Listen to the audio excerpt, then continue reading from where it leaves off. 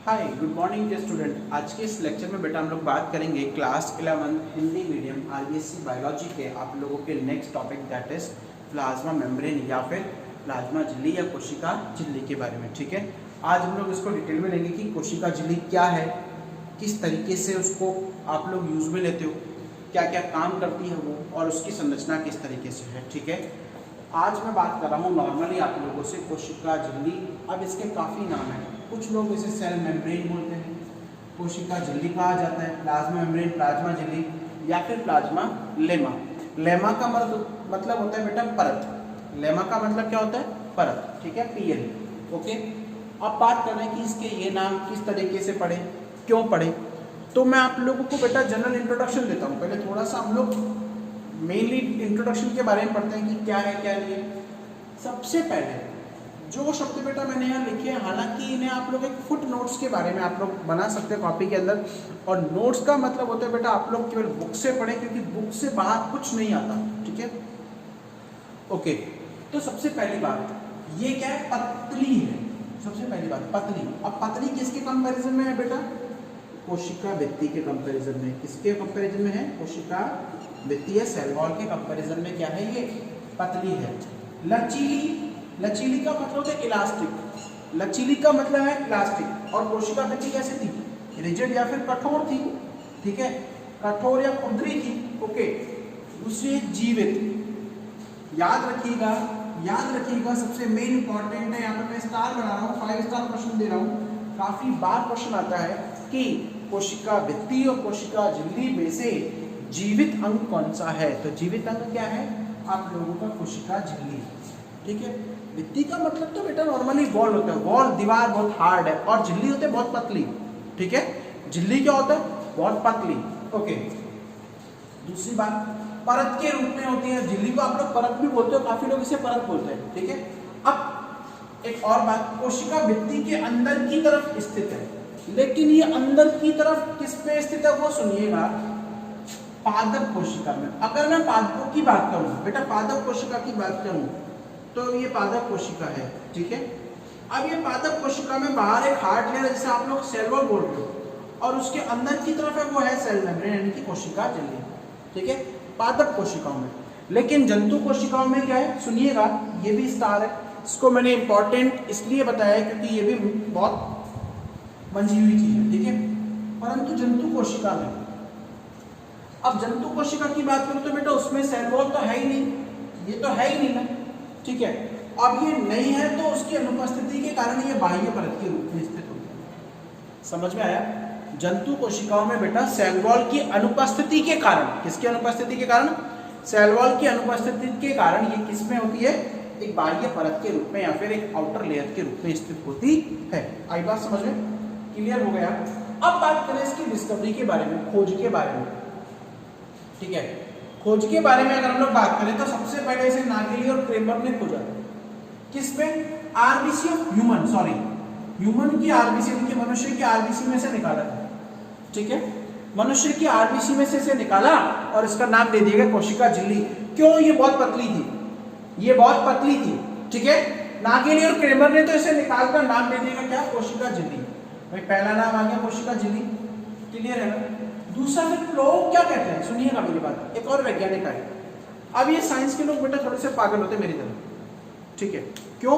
क्योंकि इन्हें एक दूसरे की टांग खींचने की आदत होती है। क्लियर? तो प्लोव क्या कहते हैं? प्लोव ने क्या बोला कि ये जो झिल्ली है एक जीवित परत है, यानी जीवित पदार्थ प्रोटीन और लिपिड से मिलकर बनी हुई है।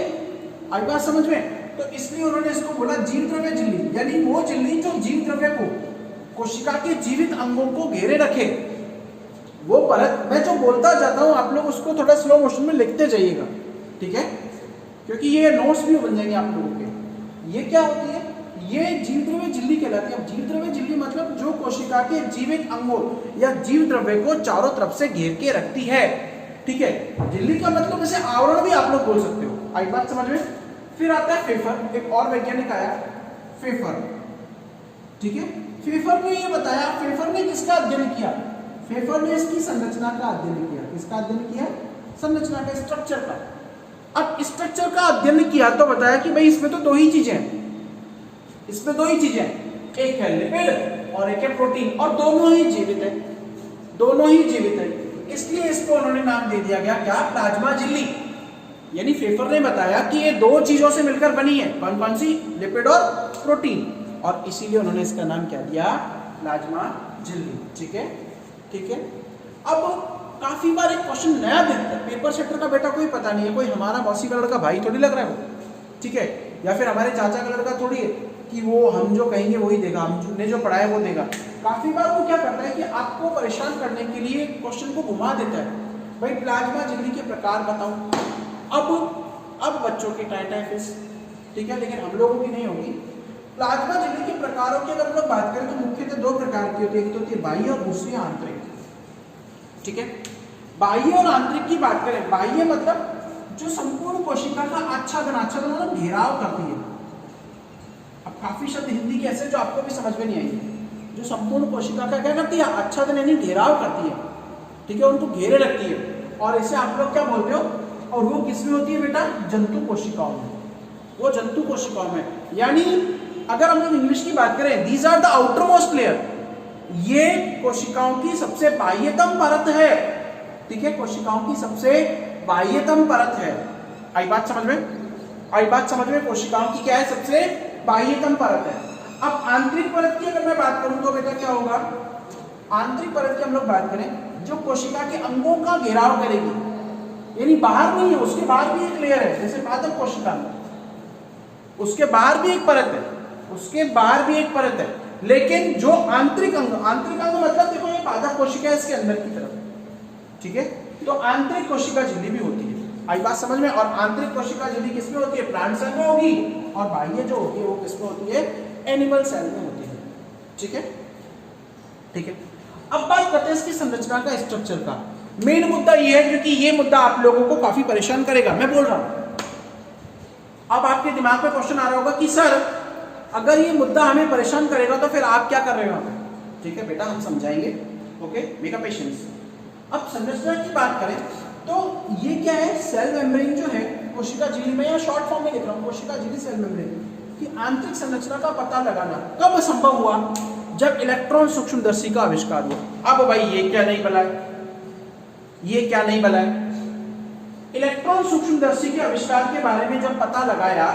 अब इलेक्ट्रो सूक्ष्मदर्शी क्या है, इलेक्ट्रॉन क्या है बेटा, आप लोग केमिस्ट्री में पढ़ते हो भाई, एक अणु के अंदर होते हैं, अणु परमाणु जो भी है, मुझे केमिस्ट्री हालांकि इतना नहीं आता, ठीक है, अणु के अंदर होते हैं, परमाणु में फिर नाभिक होता है, नाभिक के प्रोटॉन और न्यूट्रॉन होते हैं, और सराउंडिंग उसके इलेक्ट्रॉन चक्कर काटते रहते हैं शेल्स में। इतना मुझे पता है कि इलेक्ट्रॉन अपनी कक्षाओं के अंदर क्या करते हैं, चक्कर लगाते रहते हैं। और फिर मैंने शायद पढ़ा था, क्योंकि हमें एक सर पढ़ाते थे और उनका चेहरा बहुत खड़ूस था केमिस्ट्री का, तो हम लोगों को केमिस्ट्री समझ में ही नहीं आया। ठीक है, ठीक है, तो इलेक्ट्रॉन सूक्ष्मदर्शी, इलेक्ट्रॉन क्या है, बहुत छोटे पार्टिकल है, यानी वो, अब इलेक्ट्रॉन सूक्ष्मदर्शी क्या है, हालांकि ये दीप्त इलेक्ट्रॉन सूक्ष्मदर्शी, लाइट इमिटिंग इलेक्ट्रॉन माइक्रोस्कोप था, वो क्या करता था कि इलेक्ट्रॉन जैसे छोटे बारीक कणों का जब हम लोग देख सकते हैं तो उससे कोशिकाएं आसानी से दिख सकती है। ठीक है, तो इसकी संरचना का पता कब लगा, कि जब इलेक्ट्रॉन सूक्ष्मदर्शी का आविष्कार हो गया। तो साइंटिस्टों ने क्या किया, इस इलेक्ट्रॉन सूक्ष्मदर्शी को ही यूज में लिया और उससे आपकी सेल मेम्ब्रेन की स्ट्रक्चर के बारे में पता लगाया। तो पता लगाया तो उन्होंने क्या बोला कि जब मानव आरबीसी के बारे में सूक्ष्मदर्शी के द्वारा पता लगाया गया, कौन सा सूक्ष्मदर्शी, आपका इलेक्ट्रॉन सूक्ष्मदर्शी माइक्रोस्कोप। ठीक है, तो उन्होंने बताया कि इसके अंदर दो मुख्य घटक होते हैं, लिपिड और प्रोटीन। आई बात समझ में, यही बात आई थी आगे। ठीक है, लिपिड और प्रोटीन दो मेन कंपोनेंट है इसके, और दोनों कंपोनेंट से मिलकर बनी हुई है। ठीक है, तो अब इन दोनों कंपोनेंट की बात करते हैं। भाई लिपिड जो है वो मुख्य घटक है, और ये द्विस्तरीय परत के रूप में। अब द्विस्तरीय परत की बात करूं बेटा, तो नॉर्मली ये माना कि ये कोई मेम्ब्रेन है, तो उसमें बेटा किस तरीके से,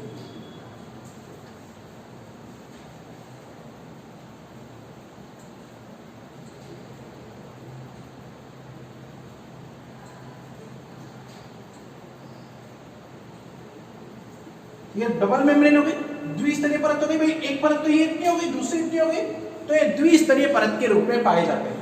आई बात समझ में, आई बात समझ में, क्लियर है ना, क्लियर है। दूसरी बात, अब इसमें दो सिरे होते हैं, ये जो ऊपर वाला सिरा है इसे आप लोग बोलते हैं हेड, बाह्य सिरा। ठीक है, हेड या फिर बाह्य सिरा, जो क्या होता है बेटा, ध्रुवीय, पोलर है। अब पोलर मतलब जल में घुलनशील है, यानी कि ये क्या है, वाटर लविंग है या जल स्नेही है। अब स्नेही का मतलब प्यार करने वाला नहीं, वाटर लविंग यानी कि पानी में आसानी से डिसॉल्व हो जाता है, ठीक है। दूसरा जो सिरा है ये वाला, मैं इसकी बात नहीं कर रहा हूं। दूसरा सिरा जो है इसको आप लोग इंटरनल पार्ट बोलते हो, आंतरिक हिस्सा बोलते हो, या इसे हम लोग टेल भी बोलते हैं, पूंछ भी बोलते हैं, ठीक है। टेल बोलते हैं, पूंछ बोलते हैं, ठीक है, या आंतरिक सिरा बोलते हैं। क्या बोलते हो, आंतरिक सिरा। ये क्या है, जल विरोधी है, जल विरोधी। आई बात समझ में, यानी पानी से लड़ाई में रहता है, पानी में घुलता नहीं है। तो इसीलिए जो ये बाह्य सिरा है ये बाहर की तरफ होता है, क्योंकि जो आपका प्रोटीन है, प्रोटीन एक एक्वस यानी कि गाढ़े तरल के रूप में कोशिकाएं अंदर, अब कोशिका के बाहर क्या संयोजी ऊतक है, ब्लड है, गाढ़ा तरल है, एक्वस सॉल्यूशन में रह रहा है। तो इसलिए बाहर का हिस्सा जो ये हेड है बाहर की तरफ होगा, और जो आपका टेल होगा वो अंदर की तरफ होगा। आई बात समझ में।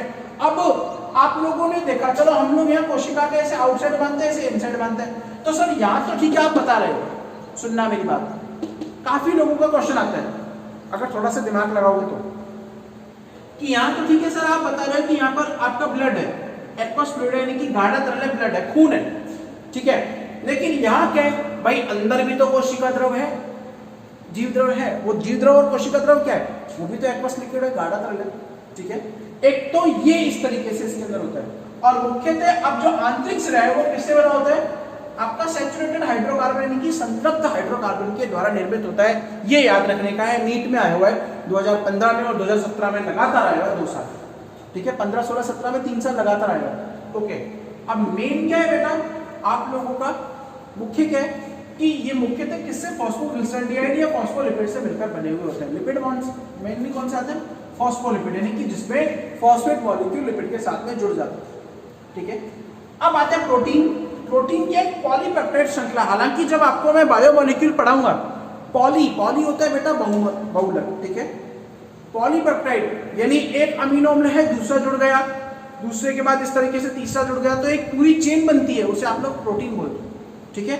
जिसमें कौन सा बंध होता है, खाली अभी याद रखना, आगे जब पढ़ाएंगे तब, पेप्टाइड बॉन्ड।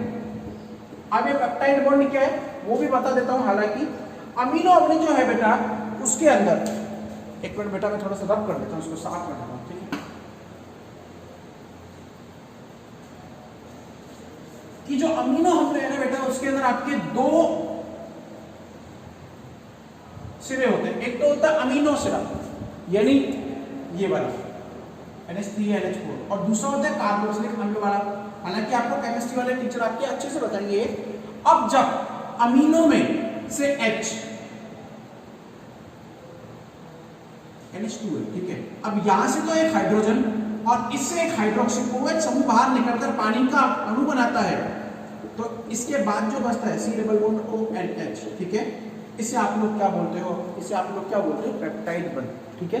तो प्रोटीन जो है वो एक पॉलीपेप्टाइड श्रृंखला है जिसमें अमीनो अम्ल आपस में पेप्टाइड बंधों के द्वारा जुड़े रहते हैं। आई बात समझ में, यहां तक तो ठीक है, क्लियर हो जाता है।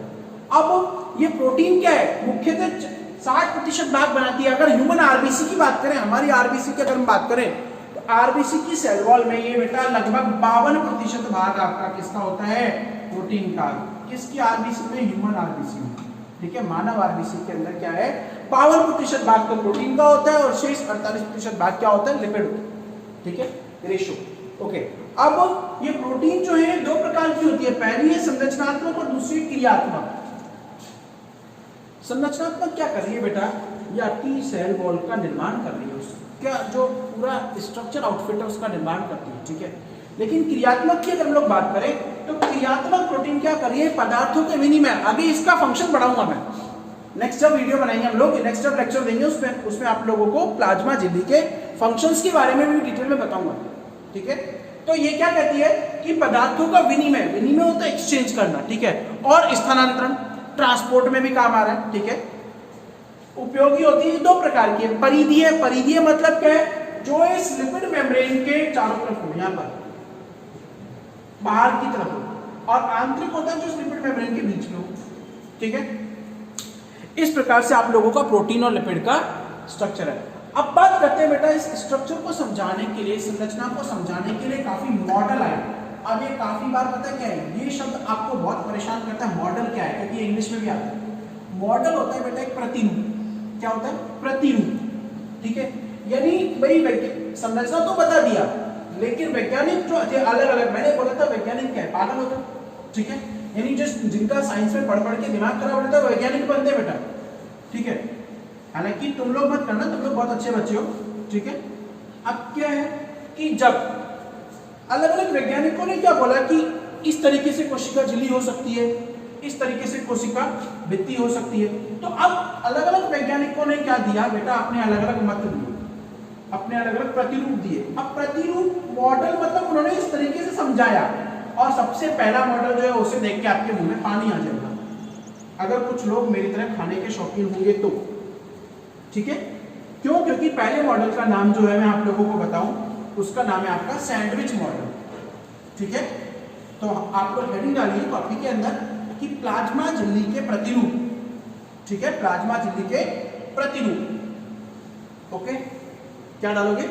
प्लाज्मा झिल्ली के प्रतिरूप या मॉडल ऑफ प्लाज्मा मेम्ब्रेन। ठीक है, या फिर इंग्लिश में अगर स्ट्रक्चर डालनी है तो structural model of plasma membrane. ठीक है, क्लियर है? सबसे पहला जो मॉडल था, अब उस पहले मॉडल का नाम दिया गया। जब हम संरचना की बात कर रहे थे तो संरचना में मैंने बोला था कि प्रतिरूप कौन कौन से दिए गए, मॉडल कौन कौन से दिए गए। अब मॉडल में पहला मॉडल जो था उसका नाम दिया गया बेटा सैंडविच मॉडल। अब ये क्या है भाई? सर खाने का नाम क्यों ले रहे हो? वैसे ही हम लोगों को बहुत ज्यादा भूख लगती है। Sandwich model. अब इसका एक और नाम था, इसे नाम दिया गया बेटा त्रिस्तरीय परत, ये त्रिस्तरीय मॉडल, त्रिस्तरीय प्रतिरूप। ये मॉडल पता है क्या कह रहा है? ये मॉडल पता है क्या कह रहा है? दिया किसने था वो सुनिएगा। इसे सबसे पहले बेटा दो वैज्ञानिक आए थे, त्रिस्तरीय प्रतिरूप। उन्होंने बेटा, उनका नाम था डेवसन और डेनियली।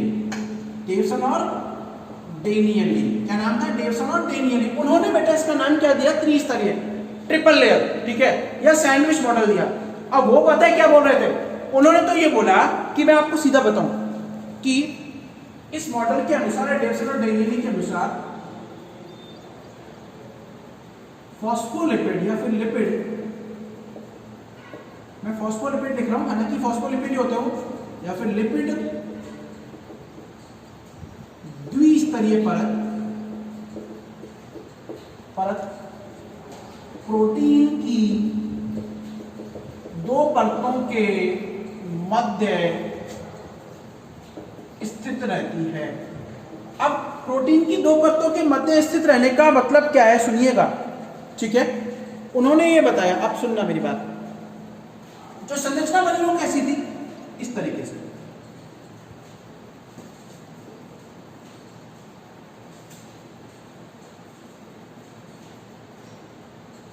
ये दो परतें प्रोटीन की और ये बीच में।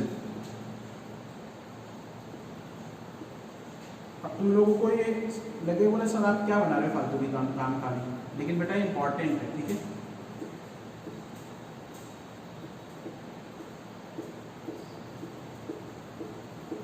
अब डेवसन और डेनियली ने क्या बताया कि जो प्लाज्मा मेम्ब्रेन है, जो कोशिका भित्ति है, उस कोशिका भित्ति में ये फॉस्फोलिपिड की जो परत है, फॉस्फोलिपिड की द्विस्तरीय परत। ठीक है, द्विस्तरीय परत जो है फॉस्फोलिपिड की, वो प्रोटीन की दो परतों के बीच में। अब ये है प्रोटीन और ये क्या है? प्रोटीन। ठीक है, प्रोटीन की दो परतों के बीच में धसी रहती है या फिर फंसी हुई रहती है। जैसे एक सैंडविच के बीच में, दो ब्रेड के बीच में बेटा आलू की स्टफिंग रहती है। आई बात समझ में? माना कि, अब सुनना मेरी बात, ये द्विस्तरीय परत है किसकी? प्रोटीन की। ये एक प्रोटीन है, दूसरा प्रोटीन है, इन दोनों के बीच में इस तरीके से बेटा ये फंसा हुआ रहता है। आई बात समझ में? और इसलिए इसका नाम दिया गया क्या? Triple layer. ट्रिपल लेयर क्यों? क्योंकि बेटा एक तो ये प्रोटीन है, दूसरी प्रोटीन ही है, और ये क्या है? फॉस्फोलिपिड। ये क्या है? फॉस्फोलिपिड। ठीक है, प्रोटीन, लिपिड और प्रोटीन। आई बात समझ में? प्रोटीन, लिपिड और प्रोटीन, यानी कि PL और P, प्रोटीन, लिपिड और प्रोटीन। क्लियर है? अब इसीलिए इसका नाम बेटा PLP मॉडल भी दिया गया। काफी लोगों को ये पता नहीं होता और बताते नहीं। ठीक है, क्यों? क्योंकि इसमें दो प्रोटीन की परतों के मध्य लिपिड की लेयर जो है, लिपिड की परत जो है वो फंसी हुई रहती है। आई बात समझ में? इसीलिए इस प्रतिरूप का नाम सैंडविच मॉडल भी दिया गया। आई बात समझ में? सैंडविच को देखकर बेटा आपके मुंह में पानी नहीं आना चाहिए, हम लोगों को केवल समझना है। क्लियर है?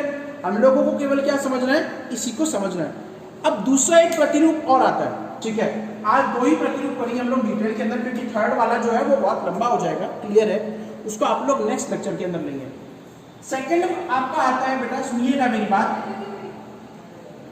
सेकंड आता है आप लोगों का जो लेयर है, जो परत है, उसमें प्रतिरूप आता है सेकंड इकाई झिल्ली प्रतिरूप, यूनिट मेम्ब्रेन मॉडल। इकाई झिल्ली प्रतिरूप कौन सा आता है? इकाई झिल्ली प्रतिरूप, ठीक है। दूसरा जो प्रतिरूप आता है बेटा वो है इकाई झिल्ली प्रतिरूप, इकाई झिल्ली प्रतिरूप। अभी इकाई झिल्ली प्रतिरूप क्या कह रहा है? ये कह रहा है कि नहीं आप लोग ठीक है इसको डिवाइड कर रहे हो, लेकिन मैं कह रहा हूं मेम्ब्रेन एक ही है। तो हमने कब बना किया मेम्ब्रेन अलग अलग है? ये किसने दिया था बेटा? इसे सबसे पहले दिया डेविड रॉबर्टसन ने। डेविड रॉबर्टसन बेटा, हालांकि साइंटिस्ट आती नहीं है लेकिन फिर भी याद तो रखना जरूरी है। डेविड रॉबर्टसन ने। क्लियर है? क्लियर हो गया? डेविड रॉबर्टसन ने, ओके। और इसका नाम क्या दिया गया इंग्लिश के अंदर? Unit membrane model. Unit membrane model. अच्छा, उन्होंने क्या किया? सुनना मेरी बात, उन्होंने खुद ने कुछ एफर्ट नहीं लगाया। उन्होंने पता है क्या बोला? उन्होंने बोला कि ठीक है कोशिका जो है उसके अंदर, अब कोशिका भित्ति जो है उसके अंदर वही प्रोटीन की लेयर बाहर की तरफ होगी, ठीक है भाई, प्रोटीन बाहर की तरफ है और प्रोटीन के अंदर आपके लिपिड जो है वो फंसे हुए रहते हैं, यानी एक सैंडविच वाला अरेंजमेंट ही होता है, ठीक है। जो इसका विन्यास है वो किसकी तरह होता है? सैंडविच की तरह होगा। क्लियर है ना? अब उन्होंने ये नाम तो दे दिया भाई, कह तो दिया कि इकाई झिल्ली प्रतिरूप है, लेकिन अब वो कह के फंस गए, ठीक है। तो कह के फंसे उसका मतलब क्या है? सुनिएगा मेरी बात। अब उन्होंने बोला कि कोशिका जो झिल्ली है उस झिल्ली के अंदर अरेंजमेंट जो है वो इसी तरीके का होता है, लेकिन जो संपूर्ण कोशिका झिल्ली है उसकी जो मोटाई है, उसकी मोटाई है, अब ये पूरी कोशिका झिल्ली की उन्होंने मोटाई के बारे में बात की, उसकी मोटाई है बेटा 75 एंगस्ट्रॉम। कितनी होती है? 75 एंगस्ट्रॉम, ठीक है। आई बात समझ में? एंगस्ट्रॉम बेटा इसकी मोटाई नापने की। तो यूनिट मेम्ब्रेन मॉडल का मेन मुद्दा ये था कि कोशिका भित्ति, कोशिका झिल्ली जो है वो कितनी मोटी होती है, ठीक है, उसकी डायमीटर को नापना। क्लियर है? अब वो 75 एंगस्ट्रॉम की है, जिसमें से उन्होंने बताया कि जो फॉस्फोलिपिड की द्विस्तरीय परत है, फॉस्फोलिपिड की द्विस्तरीय परत है वो 35 एंगस्ट्रॉम की है।